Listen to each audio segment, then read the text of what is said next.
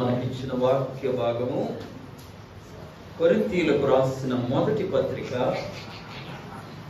11వ అధ్యాయం 23వ వచనం నుండి 30వ వచనం వరకు నేను చదువుతాను. నాతో కలిసి అందరూ చెప్పండి. దానికంటే ముందుగా ఉదయకాల సమయంలో ప్రార్థన చేసుకున్నారా అందరూ? మొట్టమొదట ఉదయం లేవగానే నీ మాట ప్రభువుకు వినిపించావా? నీ స్వరము ప్రభువును స్తుతించిందా? అది భక్తి అంటే. ఉదయం లేవగానే దేవునిని జ్ఞాపకం చేసుకోవడం భక్తి. అలాగే ఆయన సన్నిధిలో ప్రార్థించడము భక్తి. సాయంకాలము అందరూ కూడుకొని కుటుంబ ప్రార్థన చేసుకోవాలి, అది భక్తి. రాత్రి కాలం అందరూ కుటుంబ ప్రార్థన చేసుకున్నారా? దయచేసి ఎవరికి వాళ్ళు ప్రశ్నించుకోవాలి. నిజమైన భక్తి అంటే ప్రభుతోనే ప్రారంభించాలి, రోజును ప్రభుతోనే ముగించాలి. భక్తి జీవితంలో ఇవన్నీ చాలా ప్రాముఖ్యమైన. దేవుడు నిన్ను ప్రేమించి ఆయుష్నిచ్చినందుకు ఉదయకాల సమయంలో ఆయన స్తుతులు చెల్లించాలి. పడుకొని నిద్రపోతూ లేవకుండానే ఈ లోకయాత్ర ముగించిన వారు చాలా మంది ఉన్నారు. కాబట్టి దేవుడు నన్ను లేపాడంటే ఆయనకు కృతజ్ఞతాస్తుతులు చెల్లించాలి. అలాగే భక్తి జీవితంలో దేవుడు మనలను ప్రేమించి ఏమైతే మనకిస్తాడో దానిలో దేవునికి ఖచ్చితంగా ఇవ్వాలి, అది భక్తి. ఈ భక్తిని మనము కొనసాగించి ప్రభువులో ముందుకు కొనసాగుదాం. చూడండి, ఈ యొక్క పరిశుద్ధ దినములో కొరింథీయులకు రాసిన మొదటి పత్రిక 11వ అధ్యాయం 23వ వచనాన్ని 23 నుండి 30 వరకు నేను చదువుతాను. నాతో కలిసి అందరూ చెప్పండి. నేను మీకు అప్పగించిన దానిని ప్రభువు వలన పొందితిని. ప్రభువు అయిన యేసు తాను అప్పగింపబడిన రాత్రి ఒక రొట్టెను ఎత్తుకొని కృతజ్ఞతాస్తుతులు చెల్లించి దానిని విరిచి, ఇది మీ కొరకైన నా శరీరం, నన్ను జ్ఞాపకము చేసుకొనుటకై దీనిని చేయుడని చెప్పాను. ఆ ప్రకారమే ఆయన భోజనమైన పిమ్మట పాత్రను ఎత్తుకొని, ఇది ఈ పాత్ర నా రక్తము వలననైన క్రొత్త నిబంధన, మీరు దీనిలోనిది త్రాగునప్పుడెల్లా నన్ను జ్ఞాపకము చేసుకొనుటకై దీనిని చేయుడని చెప్పారు. మీరు ఈ రొట్టెను తిని ఈ పాత్రలోనిది త్రాగునప్పుడెల్లా ప్రభువు వచ్చు వరకు ఆయన మరణమును ప్రచురించుదురు. కాబట్టి ఎవడు అయోగ్యముగా ప్రభు యొక్క రొట్టెను తినునో, లేక ఆయన పాత్రలోనిది త్రాగునో, వాడు ప్రభు యొక్క శరీరమును గూర్చియు రక్తమును గూర్చియు అపరాధియగును. కాబట్టి ప్రతి మనుష్యుడు తన్ను తాను పరీక్షించుకొనవలెను. అలాగు చేసి ఆ రొట్టెను తిని ఆ పాత్రలోనిది త్రాగవలెను. ప్రభు శరీరమని వివేచింపక తిని త్రాగువాడు తనకు శిక్షావిధి కలుగుటకే తిని త్రాగుచున్నాడు. ఇందువలననే మీలో అనేకులు బలహీనులను రోగులునై ఉన్నారు. దేవుడి వాక్యము ద్వారా మనందరితో మాట్లాడును గాక. ఇంకా తలలు పైకెత్తి నా వైపు చూడండి. మనం ప్రతి వారము ప్రభు యొక్క శరీరాన్ని సాదృశ్యంగా ఉన్న రొట్టెను, ప్రభు యొక్క రక్తానికి సాదృశ్యంగా ఉన్న రసాన్ని పుచ్చుకుంటూ ఉన్నాం. అయితే కొంతమంది ఇది ప్రభు యొక్క శరీరం అని, ప్రభు యొక్క రక్తం అని యోచింపక, ఆలోచించకుండా,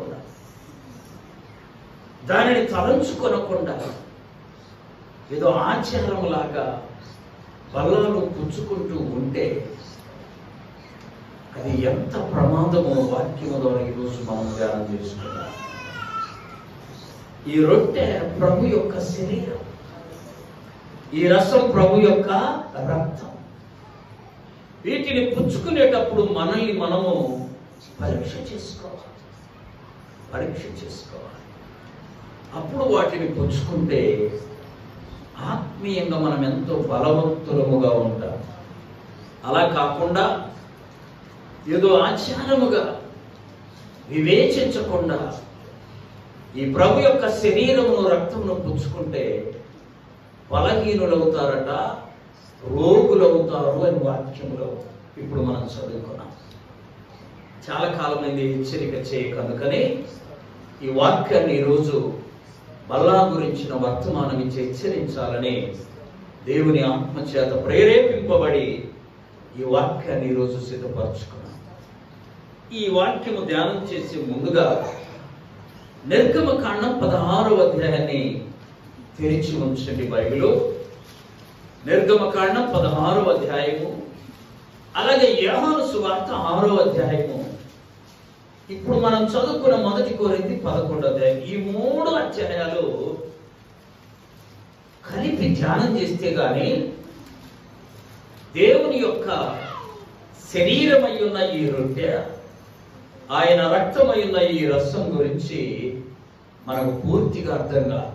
అందుకని 3 అధ్యాయాలు తీసి వచ్చాయి. 5 ప్రాముఖ్యమైన విషయాలు ఇందులో ఉండి మనము ధ్యానం చేసుకున్నాం. ఈ ప్రభు యొక్క శరీరము, ప్రభు యొక్క రక్తం నూతన నిబంధనలో జీవాహారము అని పిలువబడేది. ఏంటిది? జీవాహారం. ఏ ఆహారమమ్మా? భూమి మీద దేనికి ఈ పేరు లేదు. ఆహారం అని పేరుంది కానీ జీవాహారం అనే పేరు దేనికి? ఇటు జీవాహారం పుచ్చుకునేటప్పుడు పరిశుద్ధత, పవిత్రత చాలా ప్రాముఖ్యమైనది. పాత నిబంధనలో దీనికి సాదృశ్యమైన వాక్యాలు కొన్ని చెప్పబడ్డాయి. నిర్గమకాండము 16వ అధ్యాయము చూడండి. 16వ వచనము నుండి, మోషే ఇది తినుటకు యెహోవా మీకిచ్చిన ఆహారము. యెహోవా ఆజ్ఞాపించినది ఏమనగా, ప్రతి వాడును తన వారి భోజనమునకు, ప్రతి వాడు తన కుటుంబములోని తలకు ఒక్కొక్క ఓమెరు చొప్పున దానిని కోర్చుకొనవాలి. పాత నిబంధన గ్రంథంలో మన పితరులు ఐగుప్తు నుండి బయలుదేరి కానానుకు వచ్చేటప్పుడు వారి యాత్రలో ఆహారము నిమిత్తం సనిగారు, గొనిగారు. దేని కొరకమ్మా? ఆహారం కొరకు సనిగారు. కొంతమందికి తిండే ప్రాముఖ్యం తెలుసా? పెళ్లిళ్ళకి వస్తారా, వెళ్తారా, పెద్ద ముక్కలా చిన్న ముక్కలా అని చూస్తారు. ముందు పోయి వంట దగ్గరికి వెళ్ళి చూసి వచ్చి అప్పుడు చెప్తూ ఉంటారు. అంటే వాళ్ళకి తిండి చాలా గుర్తుపెట్టుకోండి. తిండిబోతులు త్రాగుబోతులు ఏమనుందో తెలుసా వాక్యంలో? దేవుని రాజ్యానికి వారసులు ఎవరెవరట? పోతులు. ఏ పోతులు? తిండిపోతులు. తిండి చాలా మందికి చాలా ఇష్టం. తిండి మీదే ధ్యాస కొంతమందికి. ఒకసారి విజయవాడలో మంచి ప్రార్థనా కొడుకులో మంచి విందు పెట్టారు, మంచి భోజనం. ఒకడికి ఆ భోజనం చూసి వదిలిపెట్టలేక తిని తిని తిని అక్కడే పడి చచ్చిపోయాడు. చనిపోయినాక ముక్కుల్లో నుండి వస్తుంది అన్నం, మాంసం, చెవుల్లో నుండి. అంటే అంత ఎక్కువ, చెప్పండి, ఎక్కువ ఆశ. మన పితరులు కూడా అలాగే ఐగుప్తు నుండి వచ్చేటప్పుడు రోజు దోసకాయలేనా, రోజు కూరగాయలేనా, మాకు మాంసం ఎట్లా అని దేవుని మీద, మోషే మీద సనిగా. ప్రియా దేవుని బిడ్డలారా, మనం ఎప్పుడు భోజనం కొరకు ఇంకొకరి దగ్గర సనగకుందుముగాక. సనగకూడదు. భోజనం ప్రాముఖ్యమైనది కాదు. కొంతమంది ప్రార్థన వాక్యము అయిపోయినాక వచ్చి కూర్చుంటారు భోజనాన్ని. అది ఎంత అయిష్టం అంటే అంత ఇష్టం. ఈ జీవాహారమై ఉన్న దేవుని వాక్యము కంటే ఈ భూమి మీద ఉన్న ఏ ఆహారము ప్రాముఖ్యమైనది నాకు. అందుకే ప్రార్థనకు లేకుండా నేను భోజనానికి ఎక్కడ కూర్చోను. ప్రార్థనకు ఉంటేనే తింటా, లేకపోతే ప్రార్థన అయిపోయింది ఇంకా తిందురంటే వచ్చే ప్రశ్నే. మనకు కూడా ఆలోచన ఉండాలి. పాత నిబంధన గ్రంథంలో అలా సనిగితే దేవుడు అంట ప్రేమ కలిగిన వాడు కదా. వినండి, అయ్యా మీకు మాంసం కావాలి కదా మోషే గారు, మీరు వద్దు అని ఇసుక్కునేంత వరకు మీకు నేను మాంసము ఆకాశము నుండి కురిపిస్తాను. ఎంత ప్రేమ కలిగినోడు దేవుడు, చాలా మంచోడి బుద్ధి అంట. అమ్మ చెప్పండి, మాంసం కాడ కదండి. ఈ సామెత మనం అనుకుంటున్నాం, దేవుడు కూడా ఇశ్రాయేలీయులకు మాంసాన్ని కురిపించాడు. దాని పేరేంటో తెలుసా? మన్నా. ఏ పేరు?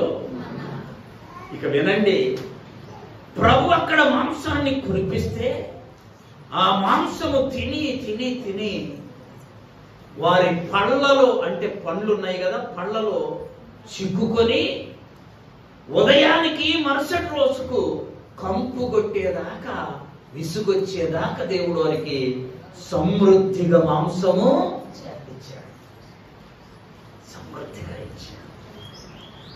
కాబట్టి మనం ఎప్పుడు కూడా ఆహారం కొరకు సనిగే వారంగా ఉండకూడదు. ఆమె మీటింగులు పెడతాం, ప్రార్థన వాక్యం బోధిస్తుంటే 100 మంది ఉంటారు, భోజనం టయానికి 150 మంది ఉంటారు. అంటే భోజన ప్రియులు వాళ్ళు, వాక్య ప్రియులు కాదు, ప్రార్థనా ప్రియులు కాదు. ఏ ప్రియులు వాళ్ళు? భోజన ప్రియులు. గమనించండి, పాత నిబంధనలో ఇలా జరిగితే క్రొత్త నిబంధనకు వచ్చేసరికి యేసు ప్రభువారు తన శరీరమునే మనందరికీ ఆహారముగా ఇచ్చాడు. అదే జీవాహారం. చూడండి, ఇక్కడ 5 ప్రాముఖ్యమైన మాటలు మనం చూస్తే, మొదటిది చూడండి, 16వ అధ్యాయము నిర్గమకాండము 4వ వచనం. యెహోవా మోషేను చూసి, ఇదిగో ఆకాశము నుండి నీ కొరకు ఆహారమును. అంటే పాత నిబంధనలోని మన్నా ఆకాశము నుండి కురిపింపబడిన ఆహారం. చెప్పండి, మన్నా ఎక్కడి నుండి వచ్చింది?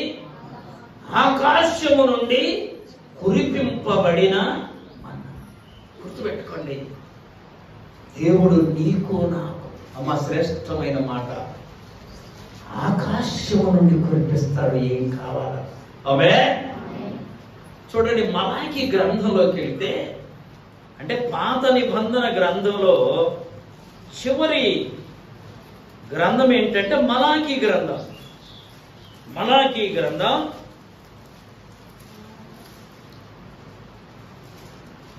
10వ వచనంలో 2వ భాగం చూడండి. నేను ఆకాశపు వాకిళ్లను విప్పి, అమ్మా 3వ అధ్యాయం 10వ వచనంలో ఆకాశపు వాకిళ్లను విప్పి, అందరూ చూడాల, 3వ అధ్యాయము 10వ వచనంలో సగభాగం నుండి ఉంది చూడండి. నేను ఆకాశపు వాకిళ్లను విప్పి పట్టజాలనంత విస్తారముగా ఏం కురిపిస్తాడు? అమ్మ చెప్పండి, ఏం కురిపిస్తాడు? మనకు దీవెనలొద్దు, ఆహారం కావాలంట. మన పితరులకు కురిపించాడండి. ఏం కావాలనుకున్నారు వాళ్ళు? మాంసం. ఎక్కడి నుండి కురిపించాడు దేవుడు? ఆకాశము నుండి కురిపించాడు. ఇప్పుడు నువ్వు నేను తిండి అనకూడదు, ఏమడగలవు తెలుసా? దీవెనలు. ప్రభు ఏం చెప్తున్నాడు అక్కడ? నేను ఆకాశపు వాకిళ్లు విప్పి పట్టజాలనంత దీవెనలు విస్తారముగా మీకు కురిపిస్తా. ఇప్పుడు మనం దీవెనలను పరలోకము నుండి అనగా ఆకాశము నుండి పొందుకునే వారంగా ఉండాలి. మనుషుల దగ్గర కాదు, లేక నీ బంధువుల దగ్గర కాదు. ఎక్కడంట? ఆకాశము నుండి దేవుడు పట్టజాలనన్ని దీవెనలు మనకు కురిపిస్తాడు. ఎంత చక్కని మాట. అందుకని నువ్వు ఎవరికి ప్రార్థన చేయాలి? ఆకాశమందు ఆలకించే దేవునికి ప్రార్థన. మన దేవునికి ఒక పేరేంటో తెలుసా? ప్రార్థన ఆలకించువాడా. చూడండి ఆ మాట 65వ కీర్తన. 65వ కీర్తనలో ఉంటుంది చూడండి. ప్రారంభములోనే, దేవా సియోనులో మౌనముగా, మాట చదువు, ప్రార్థన ఆలకించువాడా. ఏమనుంది అక్కడ? ప్రార్థన ఆలకించువాడా. ఎంత చక్కని పేరు. ఈ విశ్వాసంతో మనం ప్రార్థన చేయాలి. ప్రార్థన ఆలకించు. ఎక్కడి నుండి కురిపిస్తాడు నీకు దీవెనలు? చెప్పాలి, ఆకాశపు వాకిళ్లు విప్పుతాడు. ఎందుకని? ఆయన భూమికి ఆకాశమునకు దేవుడైన, భూమికి ఆకాశమును సృజించిన వాడు. 66వ అధ్యాయము యెషయా గ్రంథం 1వ వచనం. యెహోవా ఇలా చెప్తా ఉన్నాడు. అమ్మ అందరూ తీయాలి బైబిల్, అందరూ. ఆకాశము నా సింహాసనము, భూమి ఆకాశానికి ఆజ్ఞ ఇస్తాడు. నిజమైందా? అందుకే గుర్తుపెట్టుకోవాలి. ఒకరోజు ఒక సహోదరి అక్కడ మన మందిరంలో ఉదయం 10 గంటలకి మందిరంలో కూర్చొని భయంకరమైన మొర పెట్టచ్చు. ఏం చేస్తుంది? మొర పెడదు. మొర వేరు, మా ప్రార్థన వేరు. గుర్తుపెట్టుకోవాలి. మొర వేరు, ప్రార్థన వేరు. మొర అంటే నీ హృదయ వ్యాధంతా ప్రభు సన్నిధిలో కుమ్మరించడం. నేను బయటకు వెళ్ళటానికి బట్టలు వేసుకుంటుంటే ఒక మూలికి వినపడుతుంది. నేను వెళ్ళి మెల్లగా మందిరపు తలుపు తీసి చూస్తే ఆ సహోదరి విస్తారంగా మొరపెడతా ఉంది ప్రభు. అయ్యా అయ్యా అయ్యా, గమనించండి, ఈ మొర దేవుడు తప్పక వింటాడు. ఆమె నీ జీవితంలో మొర ఎంతకాలం ఉంది, విజ్ఞాపన ఎంతకాలం ఉంది, ప్రార్థన ఎంతకాలం ఉంది? మొర ఎక్కువ ఉండాలి. ఆమె మొర పెట్టడం అంటే నీ హృదయాంతరంగంలో నుండి దేవునికి మొర పెట్టడం. మొర పెడుతున్నావా? చూడండి, దేవుడు ఆ మొర తప్పక వింటాడు, ఆలకిస్తాడు, అనుమానం లేదు. ఇక్కడ మనం గమనిస్తే ఆకాశము నుండి దీవెనను కుమ్మరించాలంటే నువ్వు ఆకాశము వైపే నీ కన్నులు ఎత్తాలి, మనుషుల వైపు కాదు. లేకపోతే ఈ భూమి మీద ఉన్న శరీరాల వైపు కాదు. ఎవరి వైపు ఎత్తాలి నీ కన్నులు? ఆకాశము వైపు. ఆకాశము వైపు. ఎంత చక్కని మాట అండి అది. అక్కడి నుండి దేవుడు ఏం చేస్తాడంట? వాకిండ్లు విప్పి పట్టజాలనన్నీ మంచి విషయాలను గుర్తుపెట్టుకోండి. ఎక్కడి నుండి వస్తాయి మనకు దీవెనలు? ఆకాశపు వాకిండ్లు విప్పి ఆయన పట్టజాలనన్ని దీవెనలు కుమ్మరిస్తాడు. కాబట్టి పాత నిబంధనలోని మన్నా ఆకాశం నుండి కురిపింపబడినది. అమ్మ, ఎక్కడి నుండి?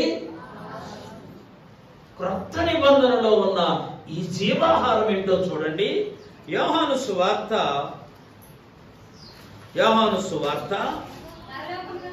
6వ అధ్యాయం 51వ వచనం.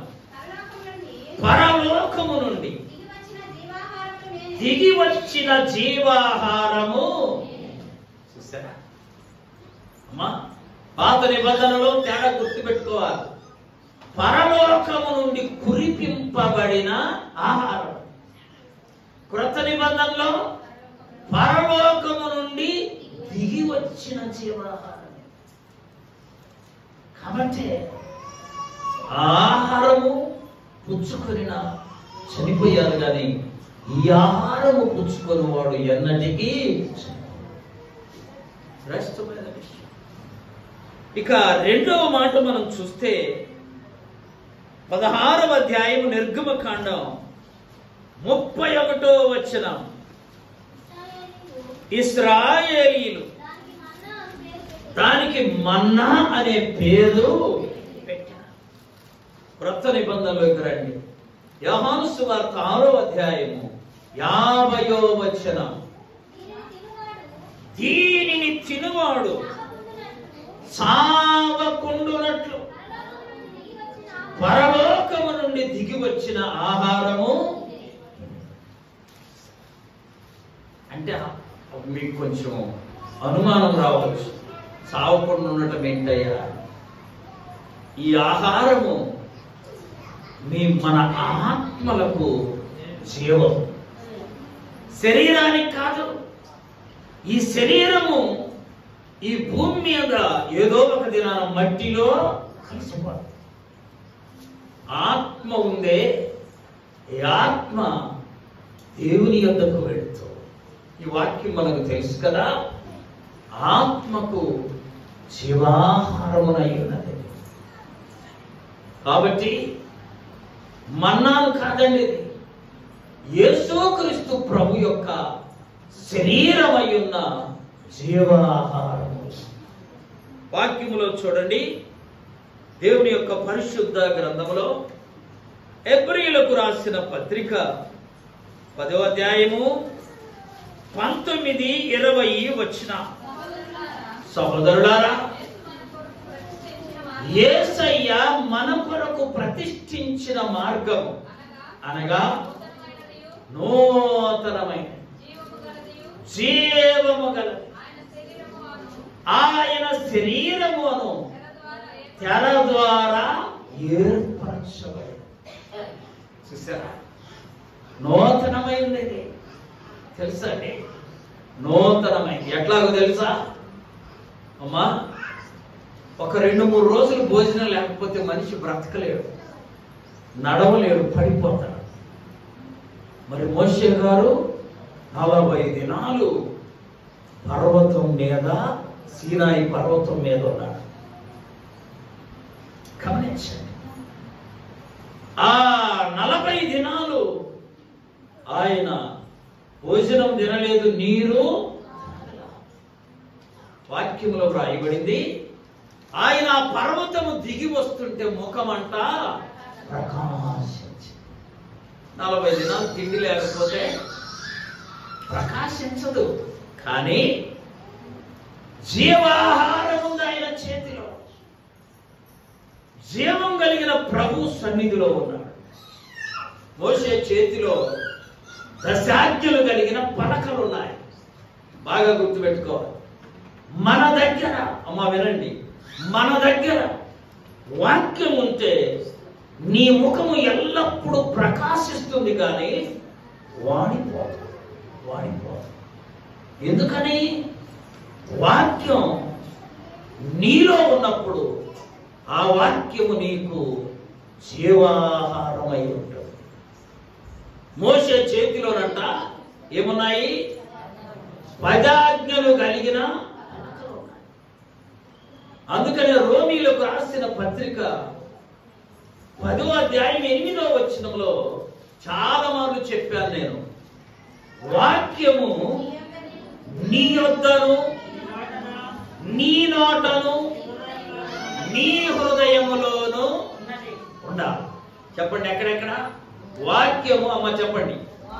వాక్యము మన యొద్దను, మన నోటను, మన హృదయములోను ఉంటే నీ ముఖం ఏమవుద్ది? ప్రకాశిస్తుంది. ఆత్మీయ జీవితం ఇది ఒక మర్మం. మోషే ప్రకాశించాడు. 40 దినాలు ఆహారం తినకపోయిన ప్రకాశించాడు. కారణం ఏంటో తెలుసా? మోషే యొక్క దేవుని వాక్యమన్నది. ప్రకాశించింది. కనుకనే యేసయ్య మనకు ప్రతిష్ఠించిన మార్గం అంట నూతనమైనది, జీవము గలది, ఆయన శరీరం అనే తెర ద్వారా ఏర్పరచబడిన. దాని ద్వారా నీవు నేను ప్రకాశించే వరముగా ఉండాలి. చూడండి, పాత నిబంధన గ్రంథములోని మన్నా అది పరిమితైనది. చెప్పాడు చూడండి, దేవుడు మోషే ద్వారా తెలియజేశాడు. ఒక్కొక్కరు ఒక్కొక్క తలకు ఒక్కొక్క ఓమెరు చొప్పునే కూర్చుకోవాలి. అర్థమైందా? ఇవాటికి సరిపడంత ఈ రోజు సమకూర్చుకోండి. రేపటి కొరకు మీరు కొంచెం కూడా సమకూర్చుకోవద్దని చెబుతాడు దేవుడు మోషే ద్వారా. చెప్తే ఇక మన ఆలోచనలు మామూలుగా ఉండవుగా. ఆ రోజుకు సరిపడంత సమకూర్చుకోమని దేవుడు చెబితే రేపటికి కూడా సరిపోయేది సమకూర్చుకున్నారు కొంతమంది. వాక్యములో రాయబడింది, అది ఉదయాన్నే చూసేసరికి ఏమైంది? పురుగు బట్టి కంపు కొట్టిందంట. బైబిల్ ఉందా మాట? పురుగు బట్టి కంపు కొట్టి. నువ్వు రేపటిని గురించి చింతగా ఉంటే నువ్వు కూడా పురుగు పడద్ది. అమ్మ చెప్పాలి, రేపటిని గురించి చింత. ఈరోజు సంగతి ఆలోచించుకోవాలి. ప్రభు ఎంత చక్కగా మోషే ద్వారా తెలియజేస్తే కొంతమంది అంటారు రేపటికి కూడా ఉంటుందని ఎక్కువ సమకూర్చుకున్నా. ఉదయాన్నే చూసేసరికి ఏమైందో తెలుసా? అది పురుగు పట్టింది. అయితే ఈ జీవాహారము పరిమితైనది కాదు. జాగ్రత్తగా విద్యగానే అర్థం కాదు. పరిమితైనది. వినండి, నువ్వు ఎంత ఉపవాసం ఉంటావో అంత ఆత్మీయ శక్తి నువ్వు పొందుకుంటావు. నిన్ను మించి ఇంకొకరు ఉపవాసం ఉండి ప్రార్థన చేస్తే నిన్ను మించిన ఆత్మీయ శక్తి వారు చెప్పాలి. దీనికి పరిమితి అనేది ఏలియా ఆరోహణమై వెళ్ళేటప్పుడు ఎలీషా గారు అడిగాడయ్యా, నీకు కలిగిన ఆత్మలో సగభాగము నాకు. అంటే ఎంత ఉంది ఏలియాకు? ఎక్కువ ఉంది. ఎలీషా ఎంత కోరుకున్నాడు? దాంట్లో 7 అంతల ఆత్మలు ఇవ్వమన్నాడు. అంటే ఎలీషాకు మించిన ఆత్మీయ శక్తి ఎవరికి ఉంది? ఏలియాకు. ఇచ్చే దేవుడైనా పొందుకునే దానిలో పరిమితి లేదు, గుర్తుపెట్టుకోవాలి. దేవుడిచ్చేటువంటి ఆత్మీయమైనటువంటి శక్తిని పొందుకోవడానికి పరిమితి లేదు. ఈరోజు 1 గంట ప్రార్థన చేసావనుకో, నువ్వు పొందుకున్న ఆత్మీయ శక్తి ఎంతో. 3 గంటలు ప్రార్థన చేశామా అంతకంటే ఎక్కువ పొందుకో. మన్నాకు పరిమితి ఉంది కానీ ఈ జీవాహారానికి పరిమితి గుర్తుపెట్టుకోవాలి. యేసయ్య శిష్యులు ఎంతమంది? 12 మంది అద్భుతాలు చేయాల, కొద్ది మందే. ఎందుకని? వీళ్ళకు ప్రార్థనా శక్తి తక్కువ. అద్భుతాలు చేసిన వాళ్ళకు ప్రార్థనా శక్తి. ఒక ఆయన రాత్రి 2 గంటలకు మోకరెళ్ళితే 6 గంటల దాకా ప్రార్థన చేస్తారు. అంటే ఎన్ని గంటలమ్మా? లెక్కలు రావా? 4 గంటలు ప్రార్థన చేస్తారు. నువ్వు తెల్లారుజామున హడావుడిగా 5:30, 6ంటికి లేచి ఏదో 10 నిమిషాలు ప్రార్థన చేసుకొని 4 గంటలు ప్రార్థన చేసిన వారితో సమానంగా ఆత్మీయ శక్తిని పొందుకోవడం సాధ్యము. పరిమితి లేదు. ఆలోచించు. ఒక ఆయన అన్నాడు, నేను కుక్కను పెంచుకుంటున్నానండి. దేన్ని చెప్పండి? దేన్ని పెంచుకుంటుండో? కుక్కను పెంచుకుంటుంటే ఆ కుక్క ఉదయాన్నే ఆ మెడకు కట్టిన గొలుసు విప్పగానే పనివాడు వచ్చి నేరుగా పరుగెత్తుకుంటూ వచ్చిన కాళ్ళ దగ్గర పడుకుంటుంది. అది చూడగానే నాకు ఒక ఆలోచన వచ్చింది. నా కాళ్ళ దగ్గర పడుకున్న ఈ కుక్కకు ఎంత విశ్వాసం ఉంది, ఎంత ఆశ ఉంది. దానికి తగిన ఆహారం త్వరగా తెప్పించి నేను వేస్తున్నాను. నువ్వు నేను యేసయ్య పాదాల దగ్గరికి చేరగానే దేవుడు కూడా మనకు కావలసిన ఆహారమును అర్థమైందా? అందుకనే ఆయన పాదాల దగ్గర కనిపెట్టుకునేటువంటి అనుభవము కొద్ది మంది శిష్యులకే ఉంది, కానీ అందరికీ. ఇప్పుడు బైబిల్లో పేతురు తబిత అనే ఒక అమ్మాయి చనిపోతే ప్రార్థన చేసి ఏం చేశాడు? బ్రతికించాడు. మరి ఇస్కరియోతు యోధ మొదటి స్టేషన్లో దిగిపోయాడు ట్రైన్. ఎక్కడ? ఆ స్టార్టింగ్ లోనే. జర్నీ చేయలే ప్రభుత్వం. అర్థమైందండి? వెనకాలొచ్చిన పౌలు గారు ఇంకా గొప్ప అద్భుతాలను చేశారు. ఎందుకని? ఆత్మను పొందుకునే ఆశతో దినదినము ఆత్మీయంగా వర్తిల్లారు. సంఘంలో కూడా కొంతమంది ప్రార్థన చేస్తే ఎంత ముచ్చటగా ఉండిందో, ఎంత పరిశుద్ధాత్మ కదిలించేలా ఉంటుందో మనం గమనిస్తాం. కొంతమంది ప్రార్థన చేస్తే అంత ఆత్మీయ శక్తి ఉండదు. ఎందుకనంటే దేవుని ఆత్మ వారిలో సంపూర్ణంగా ఉండదు. జీవాహారము పొందుకునే నీవు నేను పరిమితితో ఉండాల్సిన పని. అందుకని పౌలు గారు అంటాడు, కృప నుండి ఎక్కడికి వెళ్ళాలంట? అత్యధికమైన కృప, పరిశుద్ధత నుండి అతి పరిశుద్ధత. చూసారా? మనం వీటిలో పోటీ పడాలి. గమనించాలి. పోటీ పడి సాధించుకోవాలి. ప్రభుత్వం కనుక వాక్యములు మనం గమనిస్తే చూడండి, 16వ అధ్యాయము నిర్గమకాండం 35వ వచనం, ఇశ్రాయేలీలు నివసింపవలసిన దేశమునకు తాము వచ్చే 40 ఏళ్ళు మన్నాను తిన్నారు. ఎన్ని ఏళ్ళంట? 40 ఏళ్ళు. యేసయ్య ఇచ్చే ఈ జీవాహారము ఇన్ని సంవత్సరాలనే పరిమితి. ప్రభు అన్నాడు, నన్ను ప్రేమించిన ఆజ్ఞలు గైకొను వారిని 1000 తరాలు కరుణిస్తారు. ఏంటమ్మా?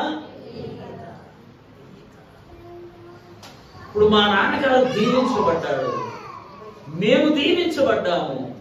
ఈ జీవాహారమును వెంబడించడం నేర్చుకుంటే మా బిడ్డలు కూడా ఏమవుతారు? దీవించబడతారు. నీవు కూడా ప్రశ్న వేసుకో. నీవు దీవించబడ్డావు, నీ బిడ్డలు కూడా దీవించబడాలంటే జీవాహారమును సమృద్ధిగా పుచ్చుకునే వారిగా దేవుడు 1000 తరాలు ఏం చేస్తాడంట? కరుణిస్తాడు. వాళ్ళు 40 ఏళ్ళే పరిమితి ఉంది దానికి. ఈ జీవాహారానికి అక్కడ ఒక మాట రాయబడి చూడండి, కొరింథీయులకు రాసిన మొదటి పత్రిక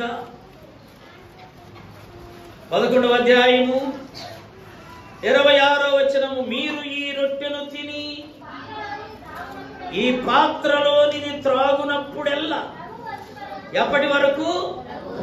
వచ్చు వరకు ఆయన మరణమును ప్రభు వచ్చే వరకు ఈ కార్యం అంటారు. ప్రభు వచ్చే వరకు ఆయన మరణాన్ని జ్ఞాపకం చేసుకుంటారు. కాబట్టి దీనికి పరిమితి లేదు, పరిమితి లేదు. మన్నాకి ఎంతకాలం పరిమితి? 40 ఏళ్ళే పరిమితి, 40 ఏళ్ళే పరిమితి. దీనికి పరిమితి లేదు. ఇదే మర్మం ఆత్మ సంబంధమైన విషయాలు కూడా మనం జ్ఞాపకం ఉంచుకోవాలి, వాటికి అన్వయించుకోవాలి. ఆత్మ ఫలాలు పొందుకునే దానిలో కూడా పరిమితి. నువ్వు ఇంకొకరిని గురించి వాడు బాగా ప్రార్థన చేస్తున్నా, నాకు రాలేదని అసూయపడాల్సిన పని ప్రభువుని అడుగు. ఆమె కంటే ఎక్కువ ప్రార్థన చేసే ప్రార్థనా పరురాలుగా నిన్ను కూడా ఆయన ఏం చేస్తాడు? ఆశ నీకుండాలి, ఆశ నీకుండాలి, ఆసక్తి నీకుండాలి. మేము చిన్నపిల్లలప్పుడు చదివా, ఒక ఆయన ఎవరో ఏకలవ్యుడట, విద్య నేర్పమని గురువు దగ్గరికి వెళితే అతను, నువ్వు తక్కువ కులమోడివి, నీకు నేను విద్యను చెప్పనన్నా, నేర్పనన్నా. ఏం చేయాలి? అడవిలోకి వెళ్ళి ఆ గురువు లాంటి బొమ్మ ఒకటి అక్కడ పెట్టుకొని రోజు ఆ విద్యను ఏం చేసేవాడు తెలుసా? ప్రయత్నము అలవాటు చేసుకుని ప్రయత్నం చేస్తా ఉన్నాడు. తుదకు ఆయన దగ్గర ఉన్నటువంటి శిష్యులందరికంటే ఇతనికి ఎక్కువ విద్య వచ్చింది. ఆశ నీకుండాలి, ఆసక్తి నీకుండాలి. అప్పుడు ఆత్మ సంబంధమైన వరాలను సమృద్ధిగా పొందుకుంటా, సమృద్ధిగా పొందుకుంటా. దీనికి పరిమితి అనేది లేదమ్మా, పరిమితి లేదు. అపరిమితమైన దేవుని కృపై. తర్వాత మనం చూడండి దేవుని యొక్క వాక్యములో యోహాను సువార్త 7వ అధ్యాయం 37వ వచనం, ఆ పండుగలో మహాదినమైన అంత్యదినమున యేసయ్య నిలిచి ఎవడైనాను తప్పికొనిన ఎడల నా యొద్దకు వచ్చి తప్పిక 6వ అధ్యాయం 54వ వచనం, నా శరీరము తిని నా రక్తము త్రాగువాడే నిత్య జీవము కలవాడు, అంత్యదినమున నేను వాణ్ణి. ఇదొక క్రమం, ఇదొక క్రమం. ఇక ముగింపులో చూద్దాం. చూడండి, కొరింథీయులకు రాసిన మొదటి పత్రిక 11వ అధ్యాయం 27, 28, 29, 30 వచ్చిన, కాబట్టి ఎవడు అయోగ్యముగా ప్రభు యొక్క రొట్టెను తినునో లేక ఆయన పాత్రలోనిది త్రాగునో వాడు ప్రభు యొక్క శరీరమును గూర్చి రక్తమును గూర్చి అపరాధి అవుతాడు. గుర్తుపెట్టుకోవాలి. అయోగ్యంగా మన ప్రభు యొక్క బల్లలో చెయ్యి వేయకూడదు. దీని కొరకు శనివారమే సిద్ధపడాలి. ఆమె శనివారం సిద్ధపడాలి. రేపయ్యో ప్రభు యొక్క శరీరాన్ని పుచ్చుకోబోతున్నా, ప్రభు యొక్క రక్తాన్ని పుచ్చుకోబోతున్నానని యోగ్యముగా వచ్చి నీవు బల్లాలో చెయ్యి అయోగ్యంగా వేయకూడదు. మీరు గమనించారో లేదో, ఖురాన్ పట్టుకోవాలంటే సాయిబులు ముస్లిమ్స్ 2 చేతులు కడుక్కుంటారు, 2 కాళ్ళు కడుక్కుంటారు, నోరు కడుక్కుంటారు. వాళ్ళ దగ్గర తొవలు ఉంటుంది, అది తీసంతా తుడుచుకొని అప్పుడు వచ్చి ఖురాను పట్టుకుంటారు. మరి నువ్వు నేను చేతులన్నా కడుక్కున్నావా? నీ హృదయాన్ని శుద్ధి చేసుకున్నావా? అప్పుడు వచ్చి ప్రభు యొక్క శరీరాన్ని పుచ్చుకోవాలి. ఒకరోజు అక్కడ సంఘంలో మంచి విశ్వాసి ఆదివారం వల్ల ఆరాధన ఈ రొట్టె వస్తే తీసుకోవాలి. ఏంటి ఏమో తీసుకోలేదు అనుకున్నాను. ప్రార్థన అయినా కడిగా, ఏమ్మా ఈరోజు ప్రభు యొక్క రొట్టె రసం పుచ్చుకోలేదంటే, ట్రైన్ దిగి ఇలాగే వచ్చేసానయ్యా, ఇంటికి వెళ్ళలేదు, స్నానము చేయలేదు, చేతులు పరిశుద్ధంగా ఉన్నాను, అందుకని పరిశుద్ధుడైన ప్రభు యొక్క శరీరాన్ని నేను ముట్టుకోను. ఇది యోగ్యమైన స్థితి. చాలా మంది ఎక్కడెక్కడ తిరిగి వచ్చి పని పాట ఏదేదో చేసుకొని వచ్చి బైబిల్ తీసుకొని వచ్చేస్తారు. ఆ చేతులు నువ్వు బైబిల్ పట్టుకోకూడదు. చేతులను నువ్వేం చేయాలో తెలుసా? శుద్ధి చేసుకో. పాత నిబంధనలో సొలొమోను కాలంలో కూడా యెరూషలేముకు వచ్చేటప్పుడు పెద్ద గంగాలం ఉండేది, అక్కడ నీళ్లు ఉండేవి. అందరూ కాళ్ళు చేతులు కడుక్కున్నాకే మందిరములోకి తెలుసా? అంటే పరిశుద్ధుడైన ప్రభు యొద్దకు పరిశుద్ధంగానే అర్థమవుతుందా? తర్వాత మనం చదవండి 28వ వచనం. కాబట్టి ప్రతి మనుష్యుడు తనను తాను పరీక్షించుకొని అలాగు చేసి ఆ రొట్టెను తిని ఆ పాత్రలోనిది ఏం చేయాలి? మనల్ని మనము పరీక్షించుకుంటున్నావా? నీ చేతులు శుద్ధి చేసుకో, నీ హృదయము శుద్ధి చేసుకో. పరిశుద్ధమైన ఆయన శరీరం ముట్టుకునే ముందు ఎప్పుడు చదువు 29వ వచనం. ప్రభు శరీరమని వివేచింపకంటే ఆలోచించక తిని త్రాగువాడు తనకు తాను శిక్షా విధి చేసుకుంటాడు, త్రాగుతున్నాడు. 30వ వచనం. ఆ ఇందువలననే మీలో అనేకులు ఎలా ఉన్నారంట? ఈ శరీరము ఈ రక్తం పుచ్చుకుంటే బలహీనులుగా ఉండకూడదు. ఆమె మన దగ్గర వాక్యం చెప్పనొచ్చాడు అమలాపురం రవిబాబు గారు. ఆయనది ఒక అద్భుతమైన ఒక విషయం ఏంటో తెలుసా? ఎంతవరకు ఒక్క టాబ్లెట్ కానీ ఒక్క ఇంజెక్షన్ కానీ వేసుకోలేదు. ఆమె ఒక్క టాబ్లెట్ కానీ ఒక్క ఇంజెక్షన్ కానీ ఇంతవరకు. ఎంత ఆశ్చర్యం! మనము లెక్క ఎప్పుడు పెట్టుకున్నాం? ఎన్నో. మనకే ఆశ్చర్యం వేస్తా మాట. దానికి ఆయన చెప్పేస్తే ఆన్సర్ ఏంటో తెలుసా? జవాబు, యేసయ్య శరీరము తింటున్నా, యేసయ్య రక్తము తాగుతున్నా. ఎందుకు వస్తాయండి? టాబ్లెట్ ఎందుకండి? ఇంజెక్షన్ ఎందుకండి? ఇలాగే చచ్చిపోతా కానీ నేను యేసయ్య శరీరానికి మందును అంటియ్యను అంట. ఎంత గొప్ప విషయం ఆలోచించండి. మనం టెస్టులు చెప్తే అనేకమైన జబ్బులు బయటపడుతున్నాయంటే అర్థం ఏంటి తెలుసా?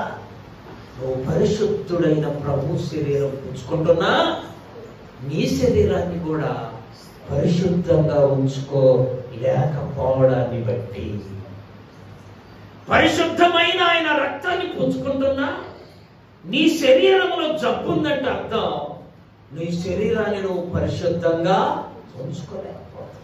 గుర్తుపెట్టుకోవాలి. అందుకని అక్కడ రాయబడింది 30వ వచనం చదువుమా. ఇందువలననే మీలో అనేకులు, చదవండి అందరూ ఆ మాట. ఇందువలననే మీలో అనేకులు బలహీనులు ఏమై ఉన్నారు? కారణం నీ శరీరాన్ని ప్రభు శరీరంతో నింపుకుంటున్నావు కానీ బలము పొందుకోలేకపోతున్నావు, పరిశుద్ధతను పొందుకోలేకపోతున్నావు, పరిశుద్ధాత్మ శక్తిని పొందుకోలేకపోతున్నావు. ఈయన ప్రభు యొక్క శరీరం అయ్యున్న ఈ రొట్టెను ఈ రసాన్ని పుచ్చుకున్నాడు ఎవడు బలహీనుడుగా ఉండకూడదు. చప్పట్లు కొట్టి ప్రభు ఎలా ఉండకూడదు? బలహీనుడుగా ఉన్నావంటే బలమైన శరీరం పుచ్చుకొని కూడా నువ్వు బలహీనుడిగా ఉన్నావంటే అర్థమేంటో తెలుసా? నీ శరీరాన్ని పరిశుద్ధాత్మ శక్తితో నింపుకోవడం. ఆలోచించండి. ఆయన శరీరము తిని ఆయన రక్తము త్రాగువాడు ఎవరంట? నిత్య జీవము. అందుకని బలహీనులముగా ఉండకూడదు. చదువు మా మాట. బలహీనులను రోగులు. ఈ శరీరానికి రోగాలు వస్తాయి అనుకో, దీని ద్వారా మనము జయించబడాలి. దీని ద్వారా వాటిని జయించాలి. ఆయన శరీరము తిని ఆయన రక్తము త్రాగి నువ్వు అపవిత్రుడి అయి ఉండవు కారణాన్ని బట్టే నీ శరీరానికి బలహీనతలు సంభవిస్తాయి. ధైర్యంగా చెప్పాలి.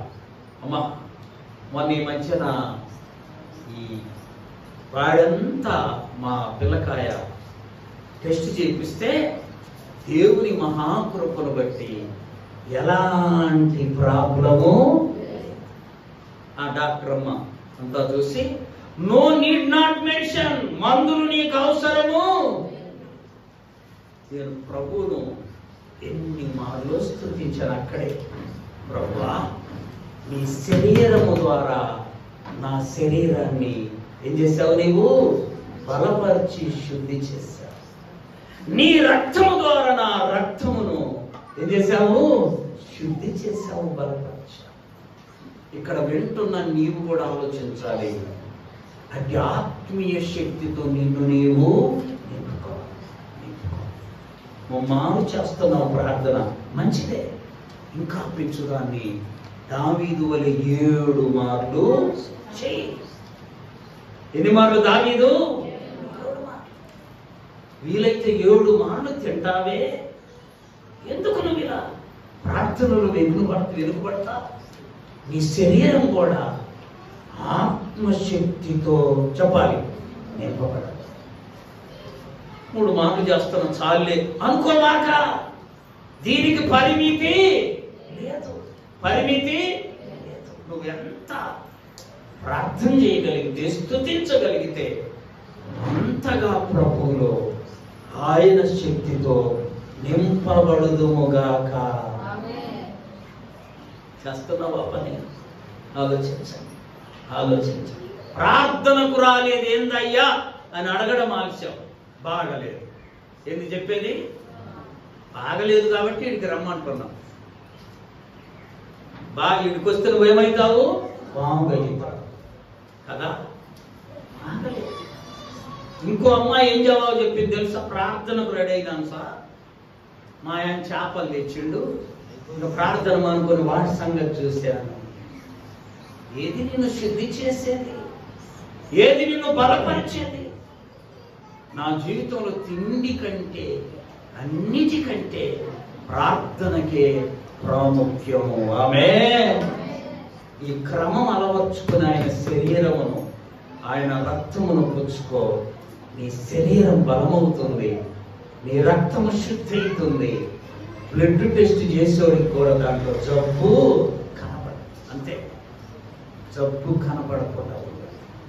30వ వచనం మరలా చదువుమా. ఎందువలననే మీలో అనేకులు బలహీనులను రోగులునై ఉన్నారు. చూసారా, బలహీనతలు రోగాలు అసలు రావని కాదు నా ఉద్దేశం. వచ్చినా మనం వాటిని ఏం చేస్తాము? చేయిస్తాం. ఈ శరీరం ఉన్నంత కాలం వ్యాధులు తప్ప. ఎందుకని? ఇది ఎక్కడి నుండి వచ్చింది ఈ శరీరం? అమ్మా, భూమి మీద నుండి, పరలోకం నుండి దిగి వచ్చింది. ఈ శరీరము మట్టిది. మట్టి శరీరం ఉన్నంత కాలం వ్యాధులు ఉంటాయి, బాధలు ఉంటాయి. కొంతమందికి దేవుని దయ వల్ల ఉండకపోవచ్చు. అంత మాత్రం చేత నువ్వు పాపివని కాదు. వ్యాధి వచ్చిన ప్రభు యొక్క రక్త మాంసముల ద్వారా దాన్ని ఏం చేయాలి? మనము జయించాలి. జయించి ప్రభువుకు మహిమ తెచ్చే వారముగా కొనసాగుదుముగాక. మోకరించండి, ప్రార్థన చేసుకుందాం.